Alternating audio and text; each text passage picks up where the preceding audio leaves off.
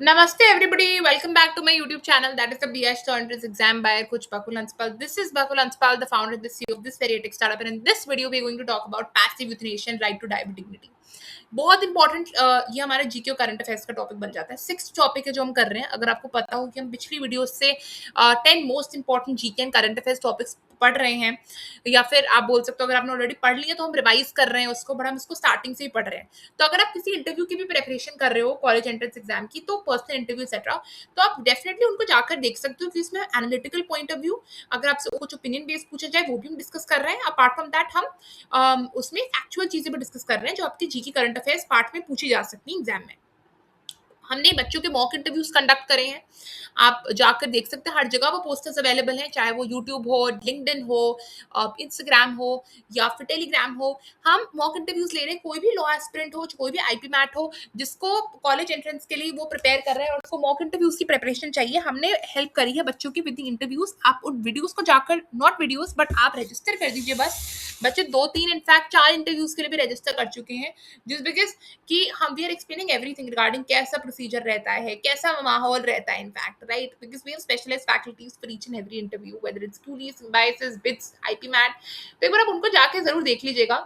तो कोई किसी भी तरीके आपको इंटरव्यू चाहिए कॉलेज एंट्रेंस का, बस उस फॉर्म को फिल कर दीजिए and I reach out to you regarding the interview, right? And we can decide the date and all. Okay. Passive euthanasia, right to die with dignity, again ये topic पर आप देखोगे हर जगह था, ये न्यूज में था, इस पे वीडियोस बन रहे थे, आर्टिकल्स बन रहे थे, लिखे जा रहे थे रोज न्यूज़पेपर में। And at least this topic at least जिसमें कंट्रोवर्सी नहीं है। मैं पिछली वीडियोस में कंट्रोवर्सी बोले जा रही हूँ, दिस इज नॉट कंट्रोवर्सी, ठीक है? अगेन इस टॉपिक में बहुत चीजें हुई हैं and specially like we're going to get this particular topic, we're going to get the explanation of this topic, we're going to understand this, analyze it, comprehend whatever you want to say from the beginning कि पहले क्या था और अब क्या scene चल रहा है, and what is euthanasia, passive euthanasia, active euthanasia, brain dead या परमानेंट वेजिटेटिव स्टेट के बीच का डिफरेंस क्या है, what is living will, everything we are going to understand in this very video. Okay, पहले चीज थी कि एक रीसेंट केस है which is Harish Rana versus union of India. Basically एक बंदा था जो 20 साल की उम्र में ऊपर से नीचे गिर गया था, जिसकी वजह से आई थिंक वो 20th फ्लोर पे था, जिसकी वजह से वो परमानेंट वेजिटेटिव स्टेट पर पहुंच गया। अब परमानेंट वेजिटेटिव स्टेट पर पहुंचने का ये हुआ कि परमानेंट वेजिटेटिव स्टेट और ब्रेन डेड के बीच में क्या फर्क होता है। परमानेंट वेजिटेटिव स्टेट इज जब आपका ब्रेन इज वर्किंग बट आपकी body can not work, like genuinely you cannot stand, you cannot eat anything, you cannot drink, you can not even stand on your feet, you cannot even move even a single finger. That is this permanent vegetative state. Brain dead is that the person is dead, brain is dead, so the person is dead, but in permanent vegetative state the brain is working. तो ये एक चीज है कि जो difference पता होना चाहिए बच्चों को कि ब्रेन डेड और परमानेंट वेजिटेटिव स्टेट के बीच में डिफरेंस क्या है, क्योंकि बच्चे इसको सेम चीज समझते हैं, ठीक है? तो दिस इज द थिंग। तो बेसिकली क्या हुआ, जब बंदा 20 साल की उम्र पे गिर गया तो ये पहुंच गया परमानेंट वेजिटेटिव स्टेट पर, एंड समहाउ 13 साल निकल गए बेड पर, एंड उसके माँ बाप भी उसकी टेक केयर कर रहे थे, बट अगेन पता चला कि वो बंदा अब ठीक ही नहीं हो सकता है, उसका ठीक होने का कोई चांस ही नहीं है। देयरफॉर हमें देना पड़ा passive euthanasia, and under this principle that is right to die with dignity. अब क्या होता है passive euthanasia, active euthanasia? Euthanasia होता है जब आप किसी की जब आप लाइफ को जब किसी को मार देते हो, दैट इज यूथनेशिया। अब यूथनेशिया इज ऐसा नहीं कि आप उसको मार रहे हो, murder and euthanasia is different. Murder में आप किसी को गलत इंटेंशन से मार रहे हो, यूथनेशिया इज समथिंग कि जब वो पर्सन एक नॉर्मल लाइफ को ही नहीं जी सकता है, जब वो पर्सन परमानेंट वेजिटेटिव स्टेट पर और नॉर्मल लाइफ ही नहीं जी पा रहा है, तो इन दैट केस आप उसकी मर्सी किलिंग कर देते हो उसकी, ठीक है? तो this is mercy killing. Mercy killing specifically आपने एनिमल्स के लिए सुना होगा, जो एनिमल्स की तबीयत बहुत खराब है कि वो चल फिर नहीं सकते, कहीं जा नहीं सकते, उन्हें बहुत दर्द होता है। ऐसे एनिमल्स होते हैं जिनको कैंसर होता है, जिन्हें बहुत दर्द हो रहा होता है एंड मास्टर्स को देखा नहीं जाता उनका दर्द, तो इन दैट केस वो उनकी मर्सी किलिंग करवा दी। This is mercy killing euthanasia. जो वो बंदा ठीक ही नहीं हो सकता है, वो बंदा अपने पैरों पर ही नहीं खड़ा हो सकता है, वो आप एक्सटर्नली लाइफ सपोर्ट देते हो, खाना के लिए ट्यूब से खाना जाता है, तो इन दैट केस उसका पॉइंट ही नहीं है। सो दिस इज यूथनेशिया, जब आप उसकी मर्सी किलिंग करते हो।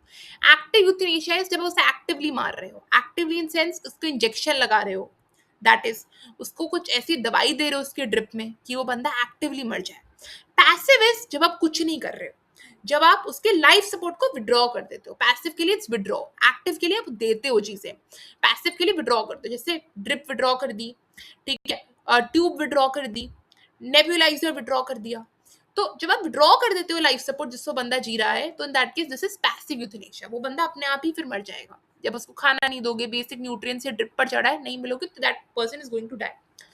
राइट टू डाई से क्या कनेक्शन है? राइट टू लाइफ पढ़ा है आर्टिकल 21 में, right to life with personal liberty. पहले ये था कि राइट टू डाई भी क्या आप इसमें इंक्लूड कर सकते हो, कोर्ट ने बोला नहीं, बट फिर कोर्ट ने बोला yes, right to die with dignity, this comes under right to die with dignity. अब वो बंदा दर्द में करहा रहा है, वो बंदा अब अपने पैरों पर नहीं खड़ा हो सकता, वो बंदा कुछ भी नहीं कर सकता है, तो उसको चैन से मरने दो, which is right to die with dignity. उसकी हालत इतनी बुरी ना हो कि वो दर्द में कांप रहे और फिर वो मरे। It is just right to die with dignity, कि वो बंदा डिग्निटी के साथ ही वो बंदा जाए, ठीक है। वो ऐसे दर्द में ना जाए, बहुत बुरी तरह नहीं जाए, वो शांति से चला जाए बिना दुख दिए आसपास के लोगों को। This is right to die with dignity. अब इसको पढ़ते हैं डिटेल में। अगर आपका कोई लीगल पैसेज है इसके बेस कुछ भी है, तो ये टॉपिक बहुत इंपॉर्टेंट बनता है। तो अभी रिसेंट है Harish Rana versus union of India, bench थी justice JB Pardiwala and KV Viswanathan. Not important to remember the name of the judges in the bench. Continuing treatment was futile and not in the patient's best interest, and therefore reaffirmed right to life with personal liberty, so right to die with dignity. अब ये पहला case क्यों है? अब देखो, वो लोग बोलेंगे अरुणा शॉनबर्ग वाला केस भी तो में भी तो पैसिव यूथनेशिया दिया गया था, एंड इस केस में भी तो पैसिव यूथनेशिया दिया गया है। देखो, this is the first case कि कोर्ट ने खुद अप्रूव करा है पैसिव यूथनेशिया। इस केस में अरुणा शॉनबर्ग वाले केस में इस प्रिंसिपल को रिकॉग्नाइज करा था, पैसिव यूथनेशिया को। कॉमन कॉज के केस में right to die with dignity के प्रिंसिपल्स को रिकॉग्नाइज करा था।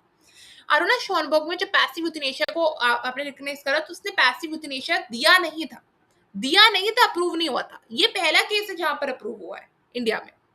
ये याद रखना कि इंडिया में active euthanasia is not allowed, it is not allowed, only passive euthanasia is allowed, and it is not that straight jacketly it is allowed, it is only allowed under some circumstances, under exceptional circumstances that is allowed, it is not allowed as a whole.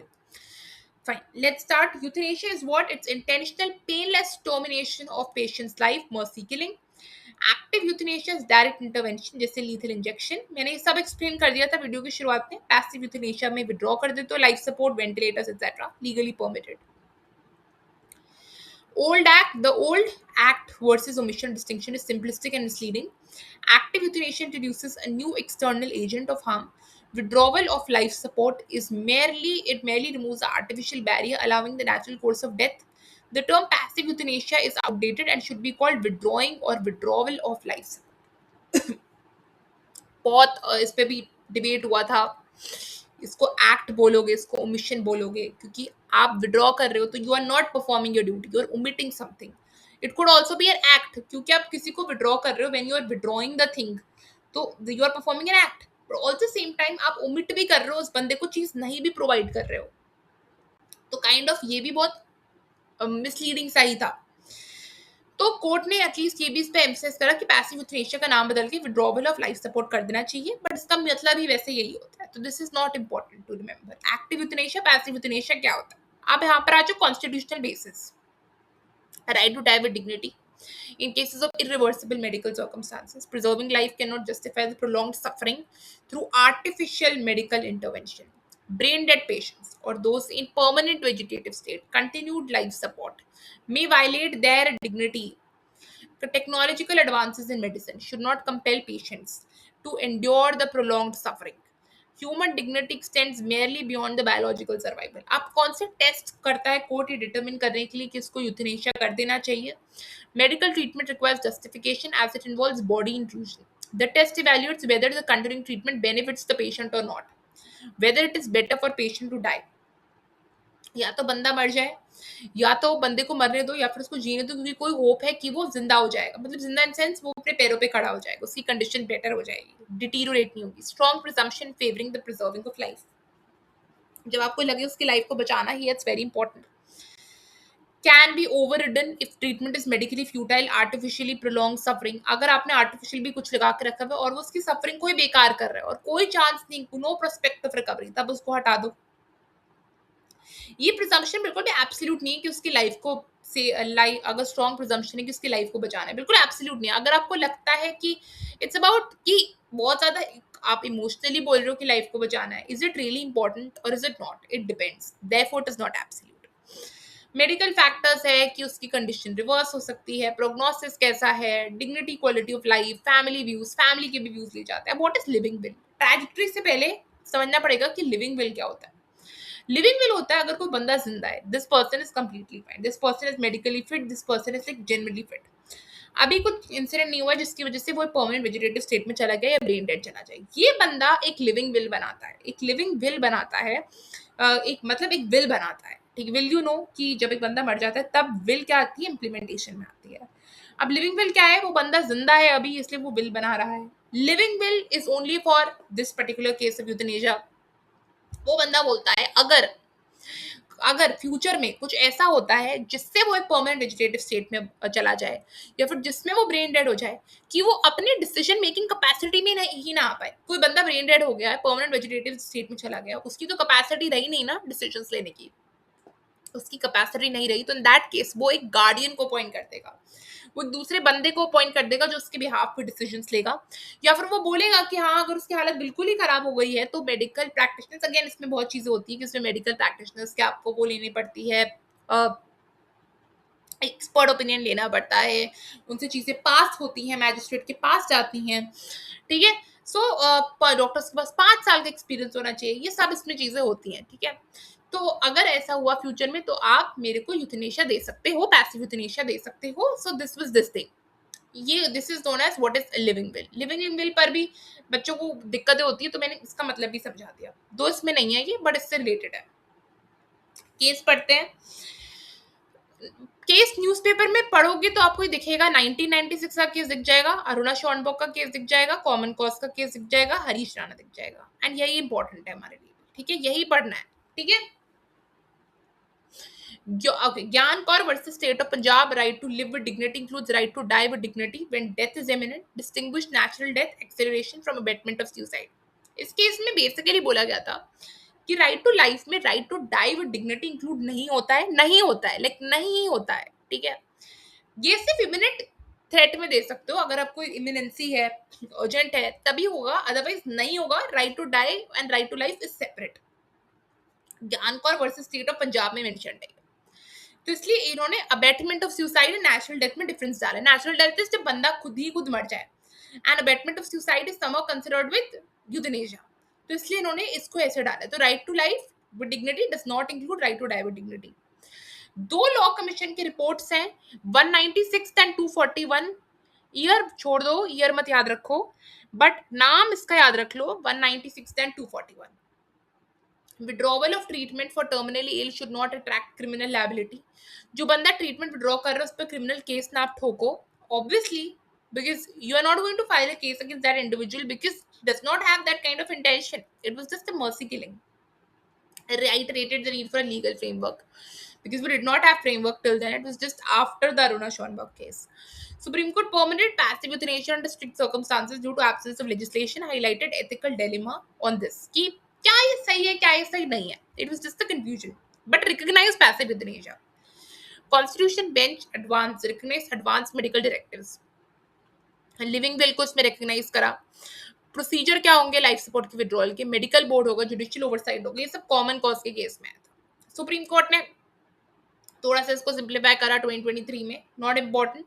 Government की guidelines है इस पर, public consultation के, not important. Harish Rana का case है, first judicial approval of passive euthanasia and reform article 21 and the best interest test. Best interest test भी हमने देख लिया है, लिविंग विल क्या होता है, यूथनेशिया क्या होता है, सब कुछ इसमें केसेस जो इम्पोर्टेंट है, 4 केसेस बहुत इंपॉर्टेंट है, इसको याद रखना। We are done with the video. We are going to start with the next topic in the next video. Till then, do like, share, comment, and subscribe to my YouTube channel. Stay tuned. Bye.